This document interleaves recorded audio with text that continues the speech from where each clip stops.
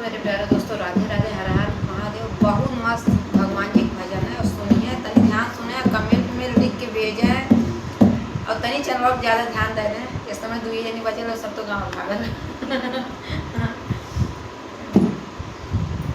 भैया राम जी का गाना है, थोड़ा देखें तो लाइक कमेंट जरूर करें। हाँ, इतनी मस्त मस्त गाना जाता तो आप सब देखवाना करते। रात दिखली सपनवा